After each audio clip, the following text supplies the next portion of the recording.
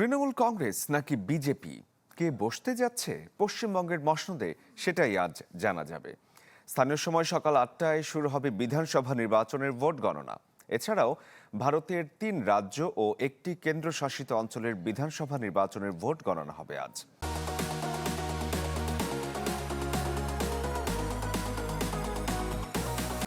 পশ্চিমবঙ্গে 294টি আসনের মধ্যে 293টি আসনে গণনা হচ্ছে।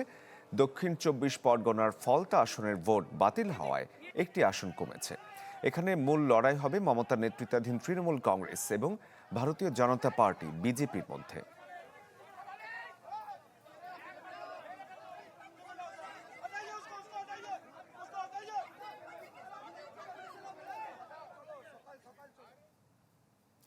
দর্শক, পশ্চিমবঙ্গের নির্বাচনের আরো বিস্তারিত খবর জানাতে কলকাতা থেকে সহকর্মী শুভজিৎ পুতুতুন্ড আমাদের সাথে যুক্ত হয়েছেন। শুভ, জানতে চাই ফলাফল আসলে কোন দিকে যাচ্ছে, এক্সিট পোলের দিকে নাকি জনগণ যেদিকে রায় দেবে সেদিকে?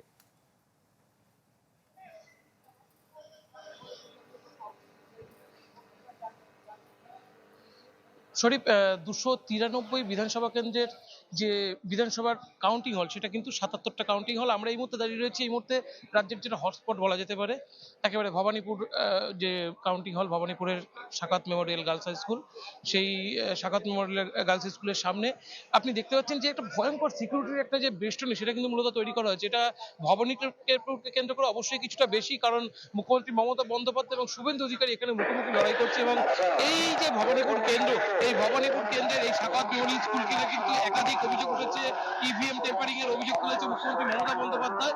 এবং আজ সকালেও কিছুক্ষণ আগেও কিন্তু এখানে তৃণমূল কর্মীদের সাথে বিজেপি কর্মী এবং পুলিশ কর্মীদের সাথে একটা ছোটখাটো যে একটা মতবিরোধ, সেই ছবিও কিন্তু এই কেন্দ্রের সামনে এসেছে। সবচেয়ে এই মুহূর্তে বলতে পারেন যে সবচেয়ে বেশি হটস্পট যদি কিছু থেকে থাকে, সারা ভারতবর্ষের নজরে যদি কোনো কেন্দ্র থেকে থাকে সেটা এই কেন্দ্র। এবং এই কেন্দ্রের যে পুলিশি অ্যারেঞ্জমেন্ট সেটা কিন্তু চোখে পড়ার মতো। সব মিলিয়ে তিনি বলতে পারেন 77টি কেন্দ্র, 77টি কেন্দ্রের মধ্যে কিন্তু পুলিশি পর্যবেক্ষক আলাদা করে 77 জনকে নিয়োগ দেওয়া হয়েছে। এছাড়া গণনা পর্যবেক্ষক সেখানে কিন্তু 432 জনকে নিয়োগ দেওয়া হয়েছে। ইতিমধ্যেই এই যে আপনি দেখতে পাচ্ছেন যে পুলিশি অ্যারেঞ্জমেন্ট, এই পুলিশি কর্ডন এর মধ্যে দিয়ে কিন্তু যতজন যে এজেন্ট অর্থাৎ কাউন্টিং এজেন্ট তারা কিন্তু কাউন্টিং সেন্টারের মধ্যে ঢুকে গেছে। এবং 77টা কাউন্টিং সেন্টার যেখানে 293টি বিধানসভার গণনা হবে, প্রত্যেক জায়গাতেই কিন্তু কাউন্টিং এজেন্টরা ইতিমধ্যেই কাউন্টিং হলের মধ্যে ঢুকে পড়েছে। এরপরেই কিন্তু তারা নিজেদের যে ইভিএম গুলো তারা একেবারে 29 তারিখ 23 তারিখ তারা বাক্সবন্দী করেছে, সেগুলো তারা বুঝে নেবে এবং তারপর থেকে কিন্তু যেগুলো গণনা সেগুলো শুরু হবে। তবে মূল গণনা শুরু হবে আগে পোস্টাল ব্যালট গণনা শুরু হওয়ার পরে আধ ঘন্টা শুধুমাত্র পোস্টাল ব্যালট কাউন্টিং চলবে। ভারতীয় সময় 8টার সময় শুরু হবে, ফলে 8:30 অবধি কিন্তু এখানে শুরু হবে পোস্টাল ব্যালট কাউন্টিং। এরপরে অর্থাৎ আধ ঘন্টা পর থেকে শুরু হবে ইভিএম কাউন্টিং। এবং ইভিএম কাউন্টিং হওয়ার পর থেকে মোটামুটি 8টা থেকে যখন 10টা বাজবে একটা প্রাথমিক ছবি সেটা দর্শকদের জানাতে পারবে। এবং তারপরে যদি আপনি 12টা অবধি দেখেন, একটা যে স্পষ্ট যে একটা ছবি, একটা চিত্র যেটা কি হতে চলেছে পশ্চিমবঙ্গের আগামী রাজনৈতিক চাকচিত্র, সেটা কিন্তু অনেকটাই ফুটে উঠবে। সব মিলিয়ে প্রতি ঘন্টায় ঘন্টায় যে আপডেট সেটা কিন্তু নির্বাচন কমিশন জানাবে এবং নির্বাচন কমিশনের মাধ্যমে আমরাও দর্শকদের তথ্য তুলে ধরবো। তবে সব মিলিয়ে উত্তর এখন এই মুহূর্তে দেখার বিষয় যে গোটা রাজ্য জুড়ে যে কাউন্টিং সেন্টারগুলো তৈরি করা হয়েছে, সেই কাউন্টিং সেন্টারগুলোর নিরাপত্তা বেষ্টনী হিসেবে প্রথম যেটা নির্বাচন কমিশন বলেছে, তারা প্রথম দফায় রাজ্য পুলিশকে রেখেছে, দ্বিতীয় দফা অর্থাৎ কর্ডনে সেখানে রাজ্য স্টেট আর্ম ফোর্স রেখেছে, এবং একেবারে যে বলতে পারেন যে কাউন্টিং সেন্টার সেগুলো তারা সিএপিএফ সেন্ট্রাল আর্ম পুলিশ ফোর্সের হাতে রেখেছে। এবং এর মাধ্যমে নতুন করে এই কাউন্টিং এর দিনে বিরোধীদের কোনো নির্বাচনের নিরাপত্তা নিয়ে কোনো অভিযোগ ওঠে কিনা দিনভর সেটা দেখার বিষয়। যদিও মমতা বন্দ্যোপাধ্যায় বলেছে যদি রাত গড়িয়ে মধ্যরাত হয়ে যায় তখনও তাদের কাউন্টিং এজেন্টদের হল যেন তারা ছেড়ে না বেরিয়ে যায়। শুভেন্দু অধিকারী তারাও বলেছে যে তারা যেন এই মুহূর্তে যাদের যে ধরনের এজেন্টরা ঢুকছে তাদের উপর যদি কোনো রকম চাপ সৃষ্টি হয় সেক্ষেত্রে তারাও পাল্টা প্রতিক্রিয়া সৃষ্টি করবে। সব মিলিয়ে যেরকম কাউন্টিং সেন্টারের মধ্যে উত্তেজনা, কাউন্টিং সেন্টারের বাইরে সেখানেও কিন্তু একটা প্রবল উত্তেজনা তৈরি হয়েছে, কারণ ক্ষমতায় পালাবদলের একটা ইঙ্গিত যেরকম আসছে, আবার অন্য এক দিক বুকধরক সমীক্ষা সেখানে বলছে হাড্ডাহাড্ডি লড়াই।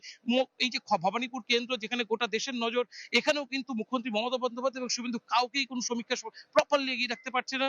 মমতা ব্যানার্জি ঘরের মেয়ে, শুভেন্দু অধিকারী বহিরাগত, কিন্তু এই এলাকাতেও কিন্তু একটা হাড্ডাহাড্ডি লড়াইয়ের যে ইঙ্গিত সেটা রয়েছে। মুখ্যমন্ত্রী মমতা বন্দ্যোপাধ্যায় আপনারা জানেন যে এর আগে 2021-এর নির্বাচনে নন্দীগ্রামের শুভেন্দু অধিকারীকে চ্যালেঞ্জ জানিয়ে হারিয়ে গিয়েছিলেন এবং নিজের ঘর আবারও যদি মুখ্যমন্ত্রী মমতা বন্দ্যোপাধ্যায় হেরে যায় এবং তারপরে যদি তার ক্ষমতায় আসে, সেখানে কিন্তু আবার চ্যালেঞ্জের মধ্যে পড়তে হবে তাকে, এবং তার রাজনৈতিক কেরিয়ার নিয়েও একটা প্রশ্ন চিহ্ন উঠে যাবে। সব মিলিয়ে আজকে এই ভবানীপুরে যেরকম সারা দেশের নজর থাকবে, পাশাপাশি পুরো পশ্চিমবঙ্গের ভোটের ফলাফলের দিকে সবার নজর থাকবে।